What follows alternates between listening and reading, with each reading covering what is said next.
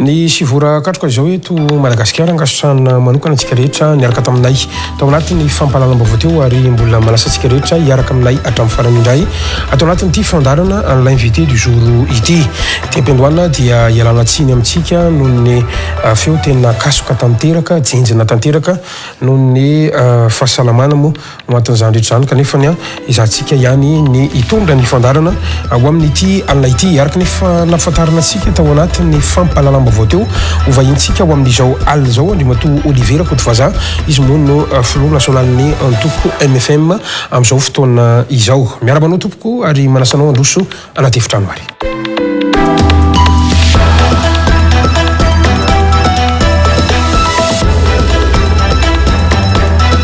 rahabindrina tompoko ary misotranao nanaky nasain'ny fandarana ho amin'ity alina ity eto amin'ny Real TV Madagasikara. Miarabanao Andriamatoa Gasikara, miaraba ny mpanaraka ny télévision Real TV zany maneran-tany sy any Facebook miaraba ny rehetra zany any amin'ny radio ihany koa. Mankasitraka indrindra tompoko amin'izay fanekenao ny fanasan'izay anterina ihany koa izay araba efa narosiny vahintsika izay ho atsika eto Antananarivo na any amin'ny faritany tsy adino isika rehetra any ampitan-dranomasina raha miresaka tsika Olivera Kotovaza akoatra amin'ny filohan'ny MFM anao zany dia efa ny tanandraikitra ihany koa ianao maro teto amin'ny firenena nisan'ny farany ngamba ny olazaiko dia ny tanany andraikitry ny loholon'ny Madagasikara ianao ankehitriny ihany koa dia fantatra fa anatin'ny vondron'ny panorama ny MFM amin'izao fotoana izao sa efa tsy hotsononareo sady fanontaniana ihany koa iny apetraka kely ao anatin'ilay izy ny zavatra misy sy ny tontolo politika moa no resantsika ao amin'ity alina ity natiana natsiny aloha somary ohatry nangihina kely ny MFM sy nga Rakotovaza Olivier sa ao ihany nareo fa tsy miteny manoloana le zava-misy eto amin'ny firenena toko satria saika amin'izao sy maneho hevitra koa ny mpanao politika rehetra sy ny entité politika rehetra manoloana ny zava-misy eto amin'ny firenena amin'izao fotoana izao tompoko. Zay moa eo foana ary miteny foana fa mety kely feo angambany dia tsy dia ny olona fa tsy mitsahatra mandray anjara amin'ny hetsika politika eto amin'ny firenena moa zany ny MFM dia anisan'ny antoko mpanorona ny panorama ary anisan'ny mpandrindra ny panorama ny tenako miaraka amina mpandrindra anankiroa hafa zany zay miaraka amiko amin'izany fitondrana ny panorama zany eo foana manan-javatra resahana foana na misy zavatra miseho zany dia miteny foana ihany koa fa matetika moa miteny ianao fa tsy avoaka ny olona rehefa tsy indraindray manahiry anazy le zavatra voalazanao dia zay ngamba tsy dia hainona nay loatra fa nay zanatsy zany dia tsy mitsahatra tsara ny antoko mbola misy mpikambana tsara hatramin'izao mbola tsy maty rano marimarina kokoa ve anatin'le izy ny MFM ange anisan'ny antoko ataontsika hoe lehibe amin'ny taonany moa zany satria efa tamin'ny taondasa zany zay nankalaza ny 50 taona ary mbola tohizanay amin'ity taon'ity 50 taona nijoroany antoko ny MFM dia manana olona isaky ny ambaratonga nametrahana azy raha tadidinareo tsara zany nisy fotoana nanaparitana ny MFM manerana Madagasikara ny fanjakana nanaparitaka azy tamin'izany fotoana zany dia ireny olona ireny mbola any daholo any Fokotany any fivondronana any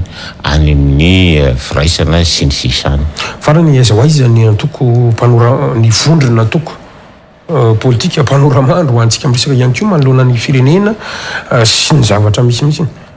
ny vondrona panorama moa zany dia mitovy amin'ny vondrona rehetra izay mitsangana eto amin'ny firenena farany teo moa zany izahay dia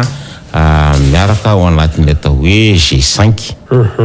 G5 ny G5 zany misy vondrona politika anankidimy zany miaraka ao anatiny ao dia anisany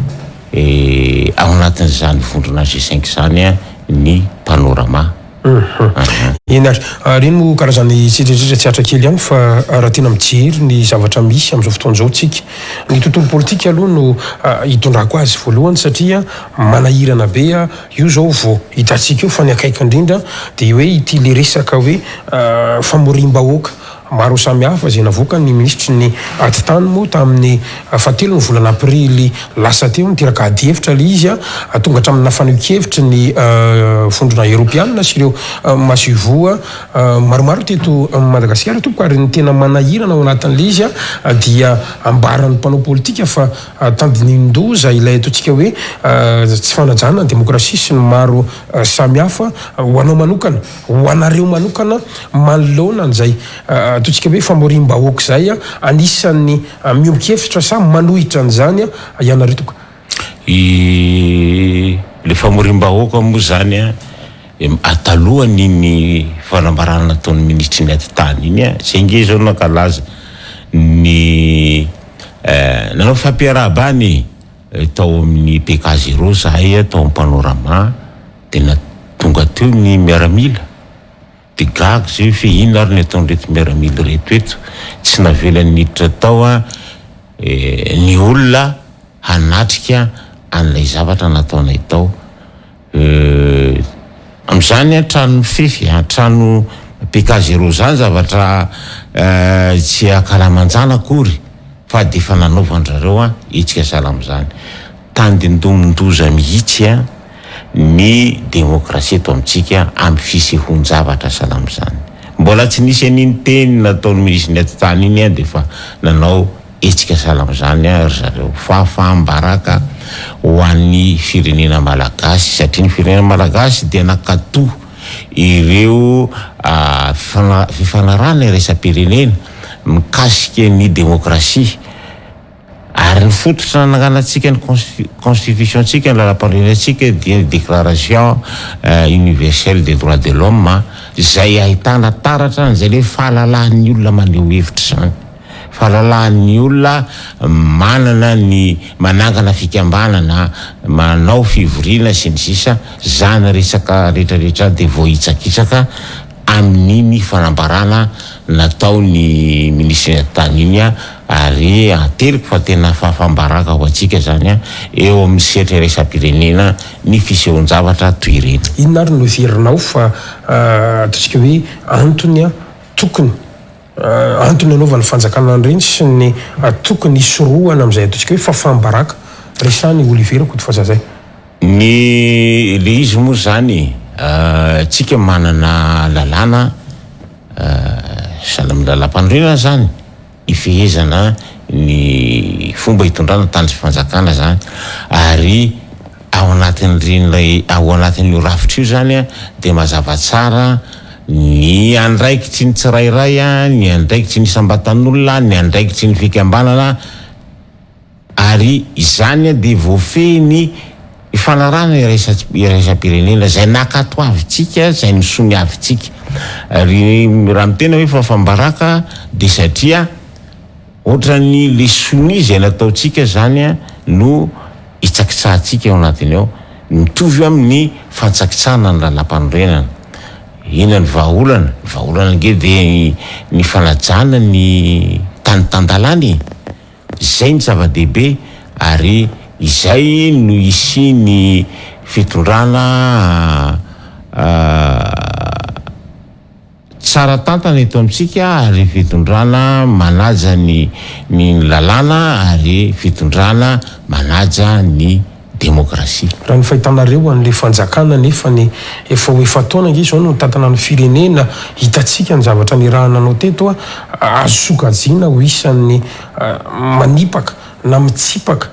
na andeha ataontsika mihitsy aza hoe mandika ny atao hoe lalàna ary ve zao fanjakana zao amin'ireny fanapaha-kevitra maro samihafa ireny andriamatoa Kotofa-Zazay Olivier tsy tambo isaina ny fantsakitsahana ny lalàna niseho ary mbetsaka izahay a no manasongadina an'ireny fantsakitsahan-dalàna maro samihafa ireny. Nisany nisongadina tamin'izay nge ny fitsipapitokisana natao ny solombavam-bahoaka le farany teo manasongadina an'izay tsy fanajana ny lalam-panorenana sy ny sisa zany ao anatin'izy iny. Ary nahafony zay teo amin'ny temeran-doholona dia tsy mitsahatra miteny an'ireo fantsakitsahan-dalàna maro samihafa reo tena be dehibe tsy tambo isaina. Ny zavatra misy anefa ny nanyrafitra natao hiaro an'izany ataontsika hoe lalàna zany baliziny zany lalàna zany ny ACC io ny tiako resana anisany miteraka devitra io zao le mato parainy auguste teo vao miresaka mihitsy ny amin'ny hoe lasa manahira nyty resaka ACC ty lalam-panorenana ty hatramin'ny olona afaka misezirany ACC lasa voasakatsakana tokony vainy zany zavatra rehetrarehetra zany. Inona ary ny heverinareo fa amany sy hiverenana indray amin'izany teo hoe tany-tan-dalàna isin'ny tena demokrasia marina zany? Ny afahana manaja ny lalàna sy ny sisa dia ny fanarahana aloha atsakany sy andavany zay voasoratra ary akatoavy ny vahoaka malagasy. Zava-misy anefa zany ny ACC zany ohatran'le teo maly ihany ny verina eo satria raha ny nalaza de le hoe azo raisina fa tsy mitombona de mbola ohatr'izay ary maherihery noho zay ary ny hitatsika satria misy zavatra tena tsy azo ialana mihitsy ny fahamarinany le fanakianana sy fitakian'ny olona na amin'ny fijerenany ambaratonga mpitondrana zany na ireo androm-panjakana sy ny sisa izay miorina eto amin'ny firenena zany de tena tsy voahaja mihitsy indrindra ho an'ny antemera-pirenena tem-pirenena manana fahefana manara-maso ny gouvernemanta sy ny sisa fa de ohatrany tsinitsiniavina ny izay zavatra voasoratra ao anaty lalam-panorenana zay tsy voahaja akory ny fahefana ananany antemera-pirenena hanara-maso ny asan'ny mpanatanteraka. Raha miresaka an'io resaka ataontsika hoe antemera-pirenena io tsika anisan'ny manahirana zao am'izao fotoana zao lay ataontsika hoe motion de censure kanefany tsy totosa hatramin'ny farany efa misy zany zao ny karazana solombavam-bahoaka zay manohana ny fitondrana no misitaka ao anatin'ireny miavatoro maro samihafa ireny raha miresaka zany tsika ny fahefan'ny fanjakana androany vomaly nomaly any tio ny solombavam-bahoaka raha zara-pera milaza fa ny miaramila sisa no kofe mitazona zao fanjakana zao aiza ho aiza zany ny tena marina ny force ny fanjakana mbola any amin'ny fanjakana ve no maro anisa raha eneniviny antemera-pirenena manoloana n'le tranga mihitsy ny tompoka. Le maro anisa aloha zany na eo amin'ny vahoaka na eo amin'ny androm-panjakana dia miarava moa zany hitatsika baribary moa zany ny fitsehon-javatra nisehoana ireo le ataontsika hoe mpiaradia amin'ny fitondrana amin'ny RD mijoro miaraka amin'ny mpanohitra mijoro manohitra ny zava-misy sy ny sisa miteraka fivakisana zany eo amin'ny mpanorana fitondrana zany zavatra zany. Inona ary no mety hoe force anana ny fanjakana androany tsika miresaka eo? Ny force anana fanjakana angambany de ny hoe ny basy ny lacrymogène ny zay ny miaramila zay sisa zany ny ataontsika hoe hery ananan'le fitondrana am'izao fotoana zao ary na izany latsy zany miteraka fahasorenana ho an'ny vahoaka ny fampiasana ny herisetra ataony foloalinda matetika amin'ny fanehoan-kevitra zay hitatsika ombenombeny. Ianao zao miresaka foloalinda manahoana mba fahitanareo an'ireny le resaka rara momba ny sega reny le hoe oronam-peo ny filoham-pirenena miresaka amina ministra sy sega sala amireny zay ny lazantsika satria rehefa nanao valan-dresaka ho an'ny mpanao gazety ny gendarmerie am-pirenena dia milaza fa vondrona whatsapp zany hoe ny filohan-day ihany zany no mety nisy namoaka an'izany ka zay ny teneko hoe aiza ho aiza zany no mety fahitanareo zany sy no mety handikanareo ihany koa an'ireny zavatra ireny. Ny azo andikana azy moa zany tsy fantatro namany mety ny fahatsoram-po ny seg hoe manana ny whatsapp n'izy any gendarmerie inony fa mety hoe tsisy anaparitaka le izy fa le fahavalonge be deabe na ho anatiny na ty ivelany da zarany ara hoe nahita n'iny zavatra iny nivoaka dia naparitany zany ary nanimba endrika ny gendarmerie le izy indrindra fa ny seg ary am'izao fotoana zao moa zany ny resaka mandeha de hoe hosolona ny seg ovaina ny seg sy ny sisa zay zany mety aterany nefa zay zavatra zay ahitana taratra ny ataontsika hoe fiazoazona eo amin'ny gendarmerie amin'ny fandraisana andraikitra indrindra fa fitandrona ny fandriam-pahalemana. Tika ve reny fa efa mivadika amin'ny mpitondra ihany koa gendarmerie ohatra ny resantsika eo anatin'izy?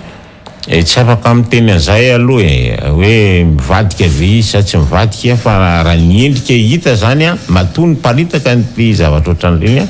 misy ao anatiny zany ny fa mieritreritra zavatra hafa. Inona ary no everitsika fa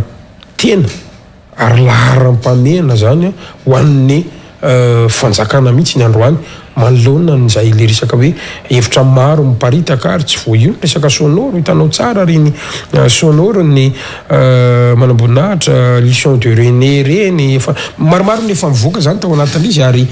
manoloana n'izay zavatra zay efa karazana fambara ve zany ho an'ilay stabilité n'ilay fanjakana ho an'ilay crédibilité n'ilay fanjakana ho an'ilay légitimité n'ilay fanjakana tompoko. Tena fambara mihitsy satria io anie resaka fifidianana ny adikivitra nanomboka tamin'ny 2024 no nahitana hoe tsy maro toerana le fanjakany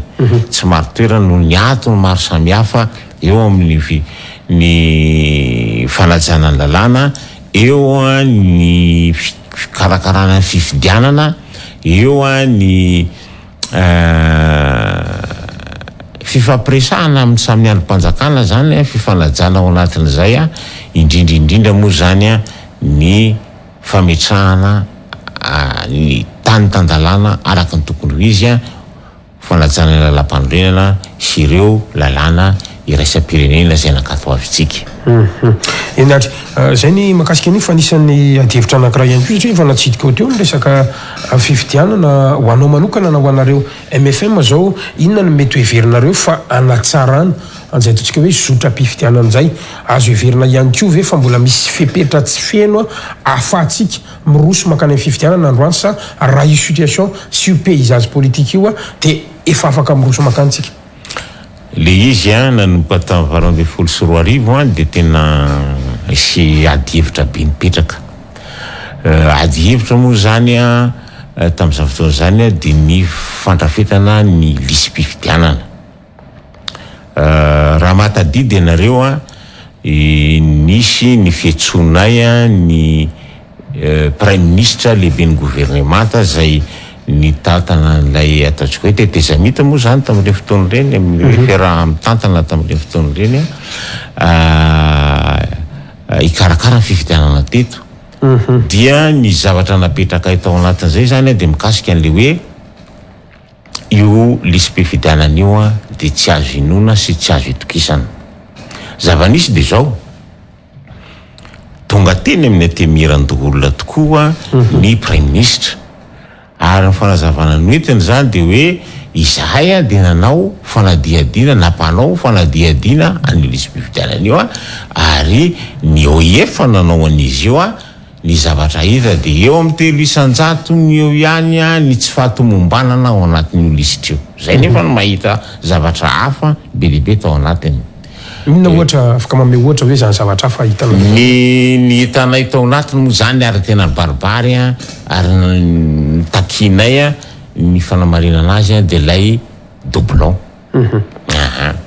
de zareo moa zany laza hoe io 3% io a ny doublon amin'io de efa tsy misy tsony fa zay zany no izy ary resy lahatra tam'izay ny hatramin'ny firaisamonim-pirenena na ireo ary efa natsonay tao anatin'ny fanadihadiana de niteny hoe nareo ve mino fa 300 ihany any tsy fetezana ao anatin'ny misy-pividianana io zay de mino izy izy fa tsy manova ninina ao anatin'ny fividianana izy ina nefa zavatra ny poitra ny vice président ny sini no nampiseho fa misy 1,200,000 mahery ny doublon ao anatin'le lisy-pividianana ary mampametra fantaniny satria am'izao fotoana zao tonga indray no efa manao fanadihadiana manao an'le évaluation ny lisy-pividianana io sy ny logiciel fa zay zany na tsy aro tena hoe fitahany oef tamin'ny 2018 ke zay zany 300 nge lazainy nefa rehefa nivoaka zany le izy a nahatratra amin'ny 1,200,000 zany hoe mihoatra ny 900 tsy fatomombana ao anatin'ny lisy-pividianana de io zany mampametra fantanina hoe ireto hoe efo reto ve tena nanao ny tombana araka ny tokony ho izy sa ialako tsiny ny miteny an'izany sa olona voakarama ihany koa zany izy ny tao anatin'io zavatra io fa zay zany a ny zava-nisy mikasika niny lisy-pividianana iny ary am'izao fotoana zao zahay de mbola mametraka hoe ary tsindrinay fa io refonte natao io dia tsy tomombana mihitsy ny antony de zao dana fotoana zay nyresana tamin'ny président sini nyteny taminy hoe hanao refonte tokoa tsika ka raha hanao refonte tsika dia oka mba olom-boafidy any amin'ny fokon'olona no miaraka amin'ny fokon'olona no mandrafitra n'io lisy-pividianana io de alohan'ny voany le didim-panjakana zany a nivoaka le didim-panjakana tsy nifanisy tam'izay zay zany nahatonga anay a vo nisy fivoriana voalohany miaraka tamin'ny senia tonga de nivoaka ny efitrano zay ary niteny hoe izay tsy makasitraka ary mahita fa tsy mandeha araka ny tokony ho izy io refonte natao io nandritry ny 3 volana hoe atao ny refonte sy ny sisa raha tsy nitabataba tamin'ny télé sy ny radio niteny hoe zangy ny tranoko 300 metatra miala ny boroboky tany fa manina zany agent recenseur zany tsy hitako tonga ao aminay 31 décembre vao tonga atao an-trano 31 décembre zay vao tonga atao zao ka tsy hitanay ny anako atao le vavady ve tsy hitany sahina nahoana fa be debe ny olona tsy tafiditra ao anatin'io lisy-pividianana ka tsy mahafaholana ve ny fanapa-kevitra zay niraisiny seny hoe mbola hitombo hatrany amin'ny volana me any vo hikatona mihitsiny izay lisy-pividianana zay tena tsy mahavaholana satria tsy mahavaholana de zao betsaka manko miteny hoe ndana misoratra anarana satria zay ngely raha ny tokony izy ange zany asany agent recenseur ny manao ny fampidiran'ny olo ao anaty lisy-pividianana de ary olo reo olo karamaina ary olo reo anao an'izany lisitra zany fa am'izao tsika no miteny hoe ndana mba misoratra anarana daholo zany hoe raha ny tokony izy ange zany le karama tokony menan'le agent recenseur tokony menan'le olona mandeha misoratra anarana na le mifokotany raha ny tokony ho izy satria tsy navita ny asany reo olony reo ary ao anatin'izay zany reo olona manao lisy-pividianan'ireo de mampiaya satria reo olona sady tsy olona fidina izy olona nitendrena ary zavatra tsapanay tao anatin'ny fanadihadiana nataonay dia reo olona tendrena avy any amin'ny aty tany reo no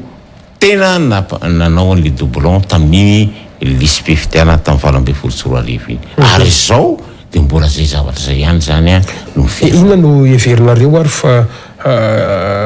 amafana zany doublon zany sy hiverenana atao hoe lisy mpifidianana tsy hiteraka aty-hevitra intsony fa tena fana mahazo an'izany ataontsika hoe fifidianana madio sy mankarary zany. Meko ohatra fotsiny ianao mba tsy anononako anaran'olo kafa sa fa ohatra ny anarako hoe Rakotovazaha Olivier. Rakotovazaha Olivier zany a dia misoratra ao anatin'ny fokotany eo aminay zany eo akatikely. Fa tsy midika akory hoe rehefa hitako ao anatin'io lisitra io ny anarako a hoe tsy voasoratra any amin'ny toeran-kafa, tsy voasoratra any Behentsy, tsy voasoratra Arianjorobe, zay nge le doublon ary ny tena aloha zara ny any Behentsy mety hoe Rakotovazaha Olivany any, ny any Anjorobe dia hoe Rakotovazaha Olivany any. Dia raha amin'ny logiciel zay ampiasaina zany alphanumérique dia mahita hoe olona anankitelo samy hafa reo ary tsy voavaka ao mihitsy ireo. Ny tena loza tamin'ny fanadihadina nataonay tamin'ny 2024 dia misy karapanondron'olona numerona karapanondro zany mitondra anaran'olona hatrany amin'ny 30 ary tena anarana samy hafa le Rakotovazaha teo mifanakaikaiky le niteneniko teo fa rity zany tena olona samy hafa mihitsy nefa lara karapanondro anankiray. Ny famafanan'io a iza zany mifidy eo amin'ny toeran'ireo zany raha ny fanadihadiana nataonareo. Izy io nge raha ny tena marina ny doublon nge tsy natao andeha hifidy tsy natao andeha hifidy io raha ny tena marina fa anetsemana lisitra fotsiny io. Jereo tsara tsika zany zao a tamin'ny décembre iny sa tamin'ny janvier lazainy hoe 9000 ny tratratsika, 9 millions azafady, 9 millions ny isan'ny mpifidy voasoratra anarana. Zay zany tenintsika fa hoenjena ny 13 millions 500 rehefa manao doublon avec amin'io le 9 millions io dia fa tratra ny 13 millions 500 averin'indro fotsiny nge le anaran'le olona dia zay dia vita lasa 18 millions nge. Ka eo le ataoko hoe le doublon nge tsy natao andeha hifidy fa hitazomana an'le hoe tratratsika ny 13 millions 500 fa rehefa mandeha ny fifidianana zany manomboka ny fifidianana le 9 millions ihany le andeha hifidy dia abstention ny ambiny. Dikany hoe 9 millions ihany dia olona efa voasongaina sy ny jerena isaky ny tanàna sy ny sisa amin'reto olona zay natao hoe hanao an'le lista électorale reto io liste io efa io ny roapahatelon'io zany za tsy de hoe mpangala manina ny fitondrana sy ny sisa fa za raha tsy misy olona mandahany zany io afaka manaprofo amiko hoe tsy marony zany mety roapahatelon'io nge nefa voalamina daholo sy vitaka ihany ny anarany no karaha ohatra hoe anetsemana lisy fifidianana fotsiny inona zany ny akony na fiatraikany any amin'ilay isam-bato na le vato latsaka ka afahantsika milaza fa alabato le izy. Tena zany atao hoe alabato tena alabato be satria zany raha ohatatsika hoe roapahatelon'ny listra vita 9 millions dia efa fantatra fa manana candidat ho fidiny. Tsetsemanao io zany ho lasa 13 millions 500 ny ambiny io tsisy mandeha mifidy fa le 9 millions zay fa roapahatelon'io nefa voakalamina ny zavatra ataony izy nendresy tsy lolana anao le listra.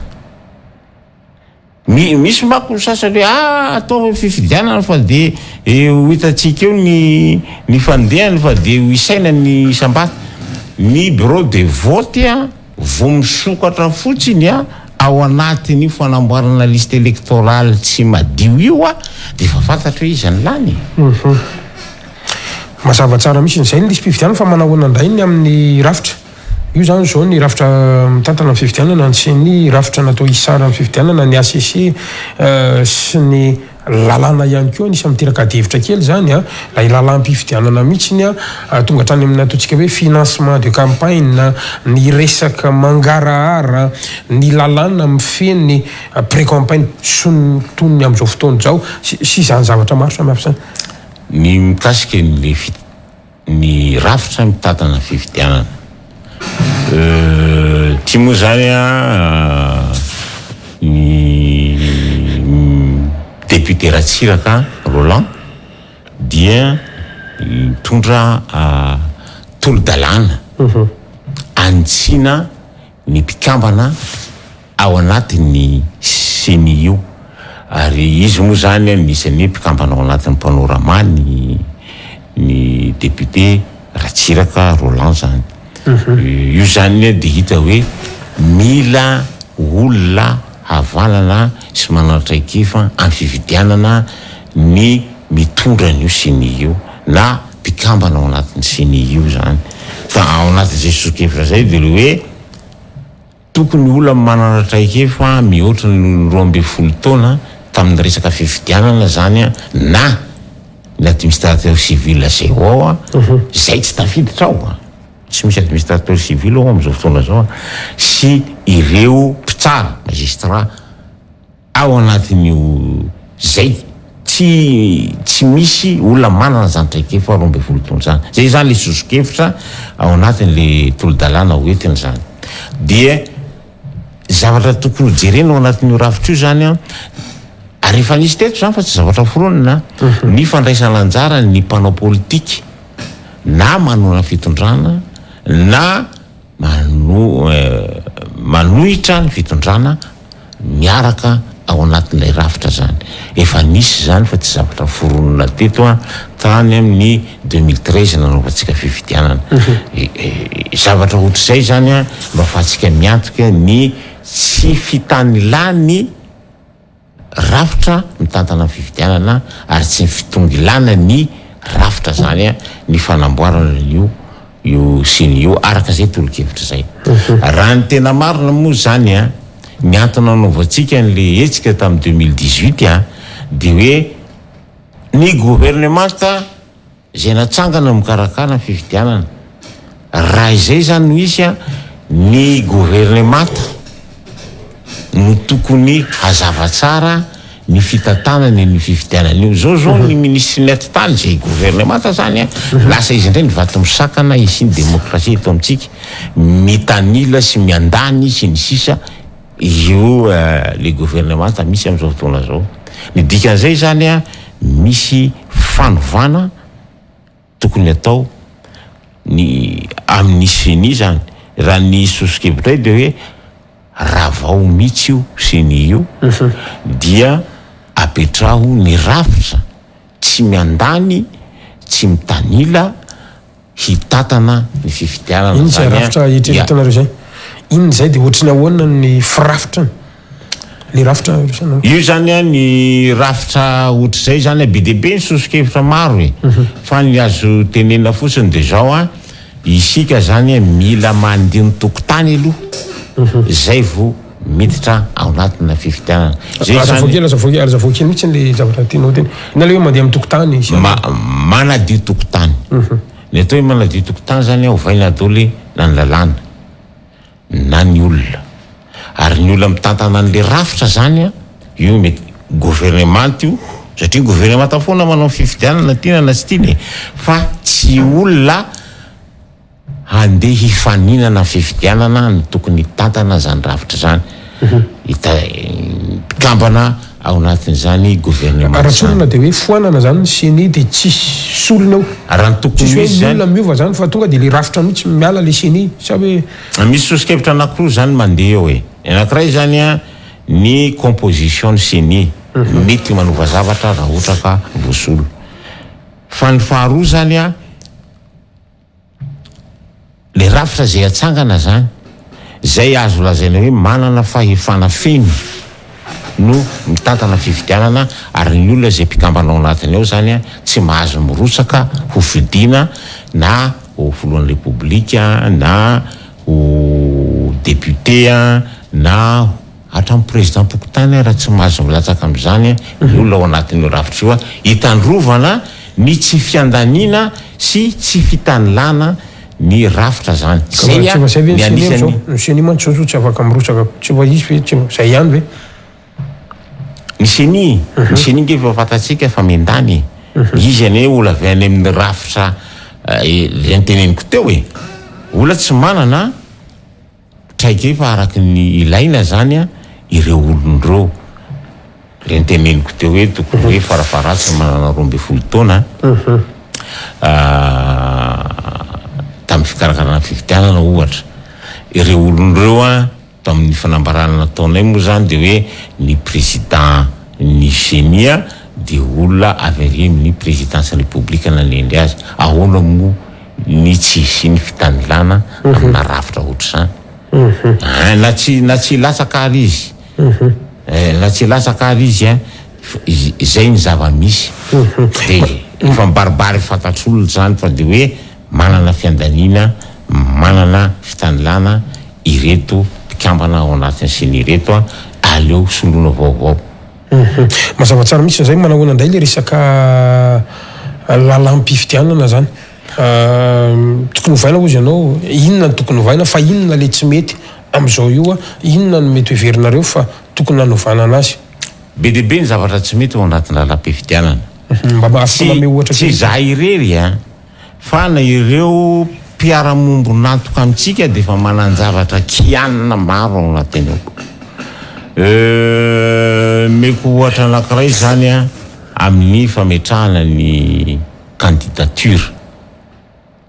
fametrahana candidature zany ny olona ilatsaka ho fidina raha ny tena izy zany de tokony hoe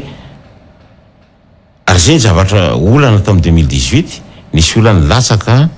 président république lany izy fa tsy nanana député tsy nanana solombavam-bahoaka anisany nanahirana teto amitsika zany zavatra zany zay zany ny tokony hojerena hoe aleo manao fifidianana miaraka zany tsika amin'ny législative sy ny présidentielle ny atao hoe élection liée moa zany filazana azy zay zany tsy ao anatin'ny lalàna atsika zay fa mila apetraka zany zay mba hitandrovana ny tsisy ny korotana eto amin'ny tany sy ny fanjakana indrindra hoe ny isy ny fahamarina toerana ny fanjakana eto amitsika de manao zay élection liée zay zany ohatra zay zany zavatra tokony ho ampidirina ao anatin'ny lalàna mikasika an'izany mikasika ny fitantanana ny vola nisy fanitsina maro nataonay tam'izay tao amin'ny Antemira Ndoholona tamin'iny zavatra iny fa hoe etsiketsika nataon'ireo député 7 de hoe niravana le izy tsy vitany hoe takin'ireo ravana fa ny fafany ny ACC tam'izany fotoana zany hoe reto isolo daholo reto ny sisa dia ohatrany tsy misy fifehezana tsony zany ny fampiasam-bola eto amitsika fa de mandeha gaboraraka am'izao zany farany moa zany dia lasa hoe totondro vola ny fiatrena fivitiana fa tsy lasa raharam-bahoaka ny tokony atao zany de averina ho raharam-bahoaka ny fivitiana io ke any vahoaka satria fahefam-bahoaka ny fametrahana olona hitondra ny tany sy ny fanjakana noho zany de tokony ho hajaina zany izay safidim-bahoaka zay amin'ny fametrahana lalàna mazava tsara ho an'ny fifidianana zany de be dehibe ny zavatra tokony ho ahitsy ao anatin'io io lalam-pifidianana io fa na izany zany misy hevitra maro samihafa gne tsy vitany hoe ireo mpiara-monina nataka amitsika manana zavatra nitakina ao anatin'izy io fa ireo firaisamonim-pirenena na nireo mpanao politika ao anatin'ny fifampidiniana sy fifampiresahana no ahafahana miantoka hoe tena azo antoka ny olo voafily amin'ity lalàna vaovao tia ary ho maro toerana ny fanjakana haorona amin'izany. Ka ianao miresaka an'izay dinika izay mihitsy ny anisan'ny fampivoy zao ny FFKM zao fotoana zao Andriamatora koa vazaha Olivier amin'ny hoe anao an'izay karazana dinika ary mety dinika politika ve sa dinika nasionaly mihitsy ny volana May na ny volana Jona ho avy zao ka ny fisian'izay dinika izay ve sy ho dinika efa karakarainy ny FFKM io hitondra vahaolana amin'izao situation misy androany zao veto. Misy zavatra anankiroa tsy maintsy jerena aloha. Ny FFKM nge milaza fanao andromaso i. Raha nao andromaso izy zany mikasika ny fifidianana dia tokony araka manomboka avy fotony. Ireo andromaso ireo zany araka n'le fanovana atao amin'ny CENI dia tokony ho mpikambana ao anatin'ny CENI ankoatra ny mpanao politika ireo firaisamonim-pirenena ireo indrindra fa ny andromaso. Ary amin'ny fokotany zany dia tokony efa araka satria raha any amin'ny fokotany no atao ny lisitra moramora ao amin'ny fokotany no mitady ny olona ny doublon zany ao anatin'ny lisitra satria fantatry ny olona anaty fokotany inge izy any efa maty izy any findramoniny sy ny sisa ahamarina an'ilay lisitra zay amboarina. Zay zany ny zavatra takina. Raha ohatra zao ka ataontsika hoe ny FFKM zany hanao andromaso sy anaramaso an'io dia tokony avery fotony izy zany tokony efa araka manomboka avy eo amin'ny fandrafetana lisy mpifidianana hatrany anatin'ny bureau de vote ary indrindra aty amin'ny fanarahamaso ny voka-mpifidianana hiarovana safidy-bahoaka. Zay zany no zavatra atao. Dia ny fanontaniana petraka dia zao hoe raha tsy miova io CENI io amin'izao endriny zao raha tsy miova ny lalàna hitondrana fifidianana eto amin'ny firenena fa dia mbola io le zavatra niteraka korotana io zany no hijanona eto dia inona ny hafarana ho an'ny firenetsika satria ny fifidianana teto no niteraka an'ireo krizy ny fandimby teto amin'ny firenena. Ny film zao io voandroany ny teny hoe raha resaka fifidianana fotsiny no anaovana dinika eto Madagasikara eto dia tsy anao ka izay indrindra no antony mahatonga namantany raha misy ary zay dinika zay ary anisany efa mandrangaranga zany zany vondro panorama sy ny MFM mamelalina ny resaka ao ny amin'ny hoe ilaina ny sy ny dinika inona ary le tokony hodiniana inona avy ireo zavatra tsy maintsy ho resana mety ho tafiditra amin'ny fifidianana sa hijanona eo amin'ny fifidianana ihany sa misy resaka hafa tokony ho resahana akoatran'izay fifidianana zay. Le fifidianana aloha mba tena ho ampitombona ny olaolany amin'ny fifidianana ny zavatra ho ahitsy amin'ny fiainam-bahoaka dia tsy maintsy mbola fifidianana ihany koa mitondra an'io fa ny olona nge misafidy inona ny tiany amin'ny hitondrana amin'ny fiainany na dia amin'ny resaka sosialy zany na amin'ny resaka fampianarana zany sy ny sisa ny programa anasa ny vina mpiarahamonina hoentin'ny olona ilatsaka ho fidiana nge no ho safidianany olona ary fifidianana ihany no manavaka an'izay satria mety misy vina mpiarahamonina maro samihafa no hoentina mifaninana eo raha ohatra ka vina mpiarahamonina tsy ny fidim-bahoaka akory fa nateraky ny alabato no ho alefanao hanarenana ny fiainam-pirenena mazava ho azy fa zavatra sady tsy mahazo ny fitokisan'ny vahoaka zany no tsy mahavahaolana eto amintsika ka io le miteny hoe aleo jerena ihany koa ny lafim-piainana hafa marina zany tena tsy diso zany zavatra zany hoe jerevo ny lafim-piainana maro samihafa fa iny asan'ny antoko politika nge raha ny tena marina indrindra fa nampilatsa covidina mitondra vina mpiarahamonina hamahana olany ary izay lan'ny vahoaka ihany izay no taterahana fa raha ohatra ka zavatra tsy lan'ny vahoaka no taterahana dia miteraka krizy eto amin'ny firenena. Miresaka an'izany ianao anisan'ireny fanambarana nataonareo tao anatin'ny C5 ireny zay ny ilazako hoe ndraindray mifanohitra ihany amin'ny zavatra ataonareo sy ny fihetsika ataonareo ny resaka zay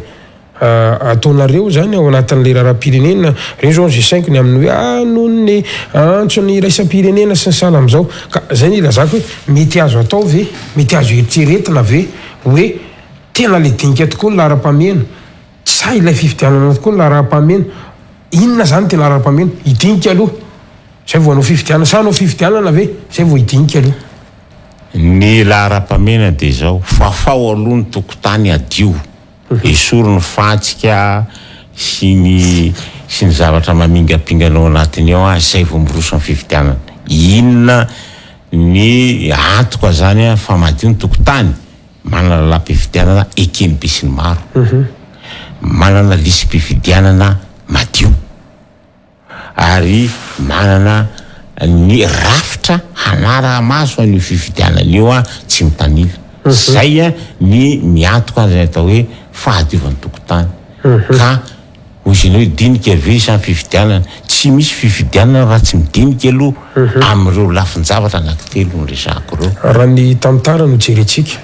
ary tsy afaka andison'ny tantara tsika fa mety ho lesona ary ahafantarana ny zavatra misy dia rehefa misy ny dinika dia tsy maintsy mifara amin'ny akôro politika foana, ary matetika aza misy hatrany amin'ny ataontsika hoe teteza mita kely. Zany ny tena manahirana no fanjakana androany, tsy ahafahan'izy ireo miroso makany amin'ny dinika. Ka zay ny ilazako hoe anisany mitaky an'izay teteza mita kely zay ihany koa hoe ny mpanoramaso ny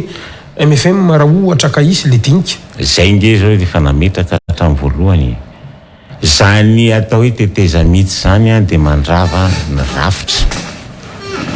Zavatra andresany natao anatin'ny panorama na ny mpanohitra raha hatramin'izao dia miteny hoe tsy misy mila an'izany teteza mity zany,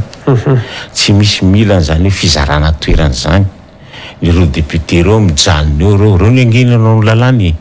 tsisy mandrava ny fahefana lalàn'ireo, tsisy mandrava ny fahefana lalàn'ny sénateur anie anao lalàny. Ka na misy ny akôro politika dia efa zay aloha zany tandrovana hoe ny ordre constitutionnel atsaina. Ary za moa mamerimberan'izay foana matetika rehefa miteny hoe ahoana fa hoe hitady toerana na hizara seza sy ny sisa, tsy misy an'izany. Ary le zavatra tenenina hoe le anaovana fanarana sy dinika ho atao io azo tratrarina ao anatin'ny fotoana voafaritra ny lalam-panorenana io. Nolazaiko fotsiny dia hoe le 9 novembre aloha ohatra tsy dia mampino anahy loatra. Inona ny antony?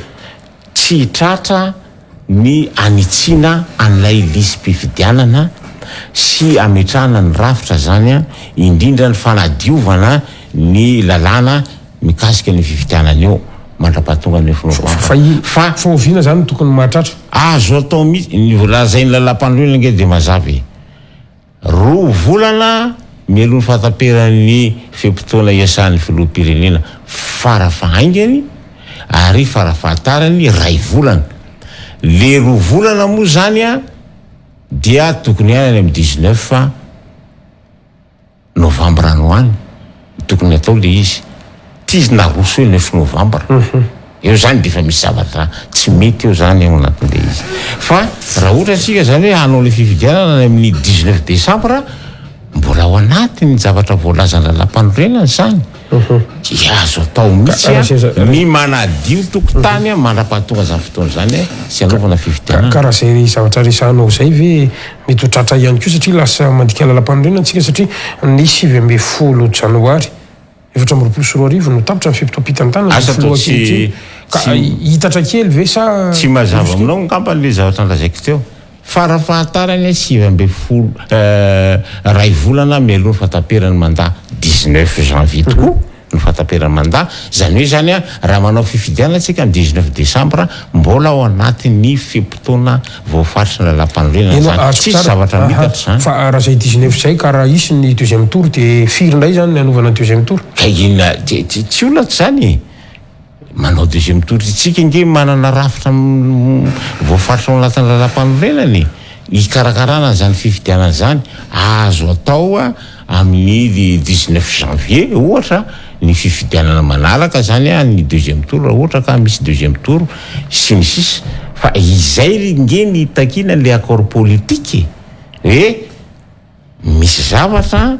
mety mihoatra kely ao anatin'le lalam-panorenana fa ifanarahany mpanao politika hoe mba hisiny fifidianana mangarahara sy madio dia aleo ajaina ny fomba ahafana manatanteraka an'izany ho tombontsoa ny firenena. misy milaza hoe zarany MFM risy akôro politika sitrany mba mahazo toerana satria tsy nety nahazo fahefana mihitsy nareo tamin'ny alalan'ny fifidianana hatrany amin'ny commune aza tsisy toerana zaraina ange zany raha ohatra zany rafitra teneniko aminao zany ola ilatsaka tsy mahazo milatsaka ho fidina ny lo anatin'izany rafitra zany za ve président eny ka ianao mety tsy latsaka fa sitrany mba mahazo toerana dia hiditra ao anatin'le rafitra ohatra izy niditra ao anatinao ka zay indrindra ange izany teneniko aminao zany ahoana ny idirako ao anatin'ny rafitra nefa le rafitra miteny hoe tsy mahazo milatsaka ho fidina ny ola ao anatin'io rafitra io nefa za te hanao député ahoana ny idirana amin'izany le resaka fiampangana ohatr'izay zany le tena mandiso eritreritra mihitsy raha ola hanao politika zany ao anatina rafitra mazava sy ny sisa tsy hiditra ao anatin'izany ka izy zany tokony andraikitra an'izay rafitra zay indrina ny ilanan'le accord politique zay ny ilanan'le accord politique ifanarahana hoe iza no olona tokony hitantana an'izany rafitra zany mba hitandrovana ny fandraisana anjarany rehetra ao anatin'lay fifidianana ary isy ny fandraisana anjarany antoko politika reo olona milaza ho candidat reo ny ilatsako fidiny reo nge tsy isy hiditra anatin'izany rafitra zany ahoana ny idirana hoe fizy tianao président république raha ny hevitra ho izavy ny tokony andray anjara ao anatin'le dinika ny olona tokony andray anjara ao anatin'ny dinika aloha zany dia ny mpanao politika aloha zany satria ny politika nge ny mpanao politika no maneran-tany no mitondra ny tany sy ny fanjakany dia tafiditra ao anatin'io ihany koa zany ny firaisamon'olom-pirenena ao anatin'izany dinika zany ireo koa manan-javatra resahana indrindra fa mikasika ny code électoral manan-javatra resahana reo anisan'ny firaisamon'olom-pirenena faran'izay ngeza indrindra moa zany ny FFKM satria tsy misy faritra tsy misy FFKM manera Madagasikara dia mazava ho azy zany fa ny mpanao politika manona ny fitondrana mpanao politika manohitra ny fitondrana miaraka amin'ny firaisamon'olom-pirenena no ilaina zany mijery ny fomba tokony hitondrana zany rafitra ikarakara fifidiana manadio tokotany zany fa le zavatra hely fotsiny manko le nilazainao teo dia hoe ny MFM mbola tsy nahazo toerana dia hiditra ny toerana ao anatin'io ny MFM mandatsaka député ny MFM mandatsaka maire ny MFM mandatsaka président république tsy mila miditra ao anatin'io satria le rafitra zay atsangana zany dia tsy ahafahana manao politika araka ny tokony mazava tsara zay tontolo ny fifidianana zay maranitsika ny resaka politika raha sitraka ao somary manahirana kely amin'izao fotoana zao lay atsika hoe fanokevitra maro samihafa ary mafana le izy raha mahatsikatra ianao efa koa moa ireo iverina fo candidat fa samy mihetsiketsika daholy fanjakana ihany koa etsy ankilany mihetsiketsika daholy mampanahy kely androaniny antsoina hoe liberté d'expression andriamatora koa fa za Olivier ny amina fatahorana hiditra-ponja maro samihafa asa mba manahoana ny hevitrareo amin'iren'le resaka tsika hoe rehefa manao zavatra everitsika fa manotoana ny fitondram-panjakana ianao dia na amoronana dossier na voatery tsy maintsy manao sesitany sy ny maro samihafa ireny adiny kanosy zay ny azo andikana azy adiny kanosy rehefa misy ola tahorana zany dia tedavana fomba maro samihafa isakatsakana anazy zany ao anatin'le fifidianana zavatra takitsika ngety zao hoe nisy ny fifidianana madio mangarahara ary fifidianana zany andraisany rehetra anjara ary fifidianana ekeny be sy ny maro ny vokatra ho ateraka ao anatin'io zay ny tedavina zay raha vao zay zavatra zay tsy voahaja dia mitarika makany amina korotana zany makany amina krizy vaovao ary zany krizy zany efa nisy teto tamitsika foana alohan'ny fifidianana ohatrany tamin'ny 2018 alohan'ny fifidianana nge ny krizy mandritry ny fifidianana eo moa zany dia samy hoe mezaka ny ampandany ny olona ho alatsany fa aoriana fifidianana ny akamaroany krizy teto amitsika ary zay raha isika zany hijery ny tombotsoa ambon'ny firenena dia aleo mifampidinika mijery ny fomba iarovana ny tombontsoany vahoaka indrindra fa ny safidy vahoaka. Namatoa rakoto faza Olivier zay ny tontolo politika raha mijeritsika dia azokeverina zany fa eo ampamaranana ny fitompitantanana mihitsy zao fanjakana zao raha misy ny ataontsika hoe gouvernance na le fitantanana raha-mpanjakana manahoana ny fahitana azo ireo. Raha ny fitantanam-panjakana aloha zany iny ny hitatsika tao anatin'ny motion de censure ny filazany sasany de hoe ny fanjakana de nahavita zavatra na vita asa teto amin'ny fireneny fa aeto de potsiriko mihitsy ny vai hoe mahavita asa sosialy mahavita an'izao ary ny tena ohatra ny raisin'ny prime ministre tamin'izay fotoana zay nahavita sekoly 20 zay ny lazainy 20 fa ataovy ny kajy raha 2.valo isan-jato ny fitombon'ny mponina eto Madagasikara ka 5 tapitrisa ny isan'ny mponina dia mahatratra any amin'ny enety any zany ny ankizy tokony ampidirina sekoly enety raha ohatra ka ny efitrano zany asina mpianatra 70 isaky ny efitrano zany dia mila any amin'ny efitrano mahatratra any amin'ny 10,000 sy ray alina no any 10,000 sy ray alina no any raha ataontsika hoe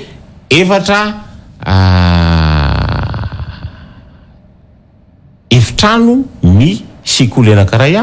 dia manodididina amin'ny 5 sy 700 sy 3,000 anoany zany ny sekoly tokony atsangana dia kajio arakarak'izay zany 800 ny sekoly vitanao nefa ny sekoly ilaina hampidirana reto zana-bahoaka reto 10,000 sy ray alina dia navita zavatra vinao amin'izany tena zava-dehibe tokoa ve zany zay zany ny ohatra anankiray zany isika mako mahina hoe 20 de ohatra be tokoa zava tena ny asany gouvernement tsy navita ninina ny gouvernement navita sekoly 20 satria ny tedavina aminy 10,000 sy ray alina misy zana-bahoaka tsy tafiditra sekoly vokatra zany de zany ve no irariana hoe navita zavatra le fitondrana mba tsy ilazako zavatra hafa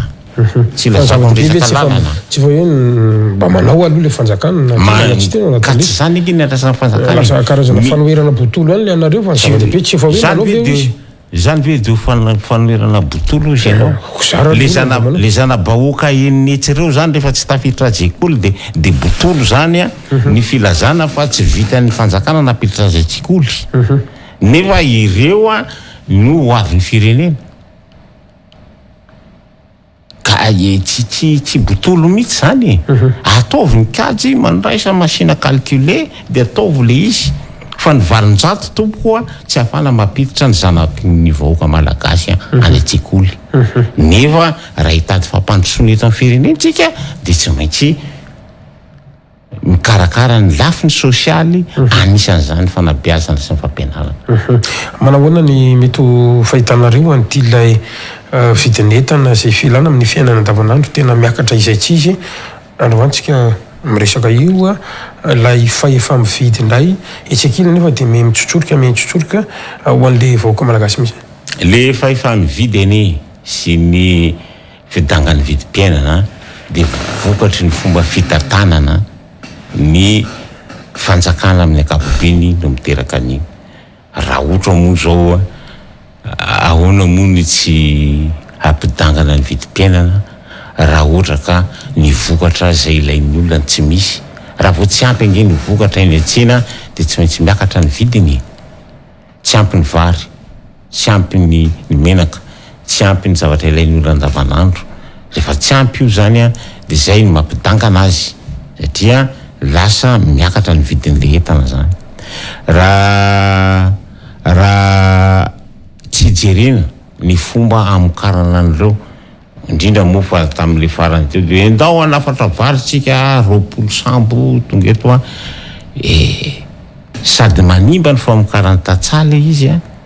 satria itobany le vokatra avy any ivelany a ary le vola zay tokony hiesana miaraka amin'ny vahoaka zany a omelao ny tatsaha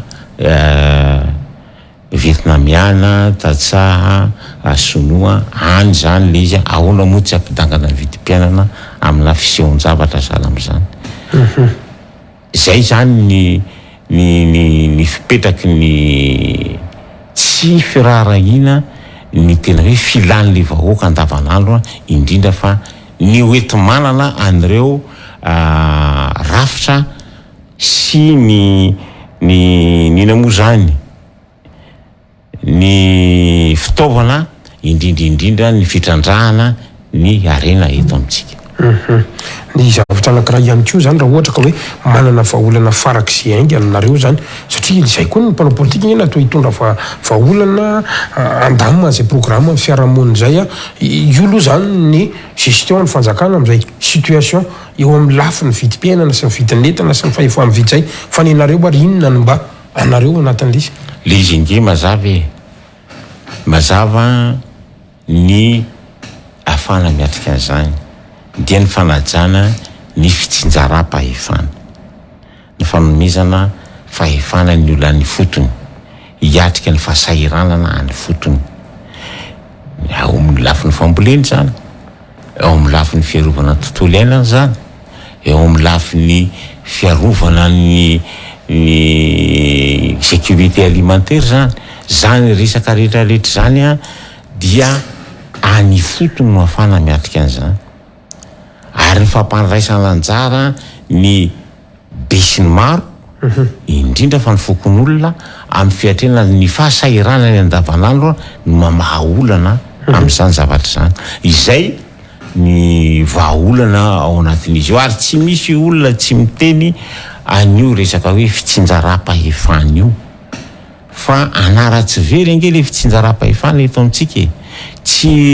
tsy voahaja ny voasoratra ao anaty raharaham-panorenana ary tsy voahaja ihany koa ny fomba fampandraisana anjara ny vahoaka any fotony a amin'ny fanarenana ny fiainana andavanandro raha ohatra ary zany tsika ka hoe manana an'izay ataontsika hoe fanantenan'izay mbola misy ve zany fanantenan'izany ary androantsika am'izay misy ny fanantenana satria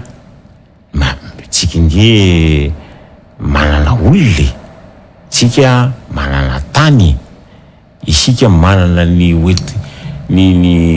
herim-po ho azo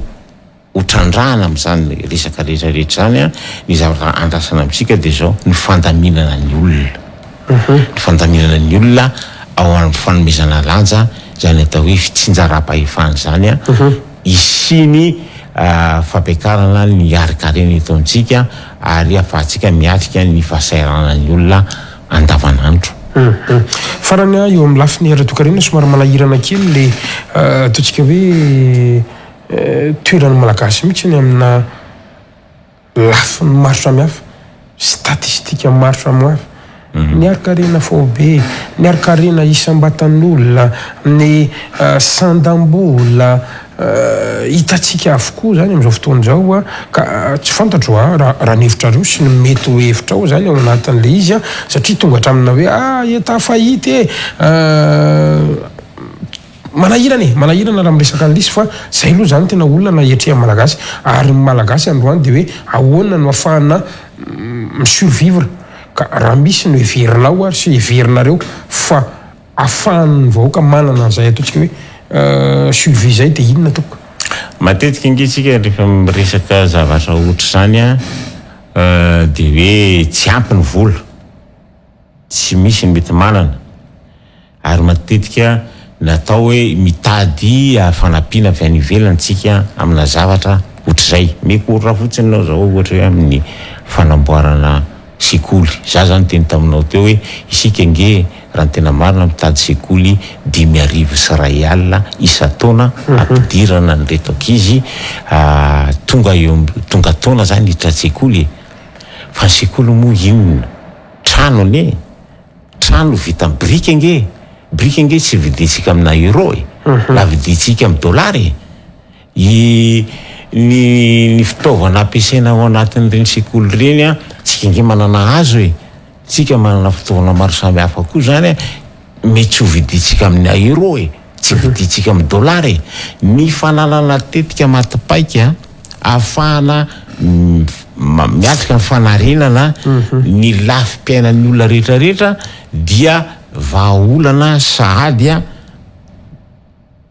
ho an'ny lafiny sosialy zany ho an'ny lafiny fanabeazana zay zao fanabeazana fotsiny zay nyresako zay fa misy lafiny zavatra maro samy hafa zany azo jerena avy amin'ny herim-potsika malagasy eto sy ny fahaizantsika manetsika ny malagasy ray manontolo ny tanora sy ny sisa afahana mamorona sy manangan-javatra zany iarena ny toekaretsika sy hoarena ny lafiny sosialy eto amintsika. Tapitra ny fotoanantsika ny matoroko vaza Olivier fa amin'ny folo oral zao fa ity tena fantaniko farany zany mba apetrako aminao manokana mihitsiny be de be zany no manontany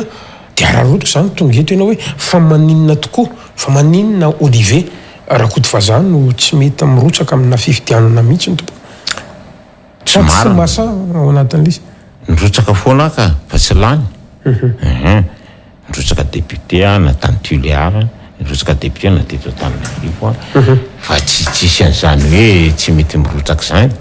ary matoa mitenenao hoe izay tsy mila hoe izara toerana sy ny sisy zany satria irotsaka ka ny lahy tsy le député fa le filoham-pirenena mihitsy zany ao anatin'ilay izy satria amin'ny mahalehibe anatoko le resaka matsy hoe irotsaka filoham-pirenena zany le resaka eto sa hoe tsy mahazaka an'izay ny atokonareo zany ao anatin'ilay izy tsy marina zany aonao moa rehefa mazava ny fitsipy-dalao ka ahafahana mifaninana mazava tsara eo dia anjarany antokony manapa-kevitra ny olona ho arotsany eo ary za milaza aminao zany fa mififidianana ho avy zao dia rehefa madio tsara ny tokotany ary tena azo antoka ary iarahany rehetrarehetra ny fifanarahana fa hoe ho maro toerana fanjakana hipetraka eo hanana kandida manomboka any amin'ny filoham-pirenena ka ny président pokotany ny antoko MFM hanana kandida ho an'ny filoham-pirenena hanana kandida fa tsy hanohana kandida samy hafa matsy ny ohatra zany hoe amin'ny anarany MFM io misy kandida zay aloha zany ny azoko tenenina mahafoloana antoko satria ny antoko ange tsy natao hanohana olona zany fa tsy maintsy rehefa manao politika ianao zany dia tsy maintsy manana olona ho arotsaka ho fidina amin'ny fifidianana rehetra hatramin'izao aloha zany mahafoloana antoko anahy dia zay aloha zany teneniko afandray ny fanapa-kevitra ho raisy ny vovonana zany na ny congrès satria arakaraky ny fifandresen-dahatra sy ny fampiresana manolona no isin'izay fanapa-kevitra zay farany ofina moa zany nareo nanao congrès farany dia ofina mieritreritra nanao congrès congrès farany zany nataonay tamin'ny 2018 ary amin'ty 2023 ty zany zay sady anomana fifidianana no manao congrès makasitraka andre matoa Olivier rakoto vazana anakina sain'ny fandarana tamin'ity alina ity tompoko raha misy ary afatrao ho an'ny mpanaraka ny fandarantsika mety ho famitianana ihany koa fa mety hoe mba nisy zavatra no manoka nefa tsy nantaniko tatanatin'ny fandarana fotoana zao tompoka nizy moa tsy dia hoe misy zavatra ho resako firy fa ny afatra petraka fotsiny dia zao aleo aloha madio ny tokotany zay vao miatrika fifidianana tsy mety ny manisika ny olona makany amin'ny fifandonana sy fandatrano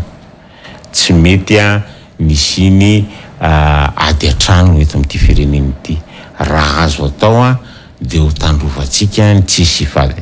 ny fatiolona tsisy ny fifandratrana tsisy ny fifanagadrana tsisy ny krizy raha azo atao dia aleo mifampirisaka mba ilaminana mankasitraka indrindra tompoka mankasitraka tompoka saonantsika rehetra tany an-tokantrano niaraka taminay hatramin'ny farany tamin'ity alina ity ary mametraka ny mandratafa ho andra-pitsondray ny fandarantsika tompoka lasy tompo vavy veloma tompoka veloma tompoka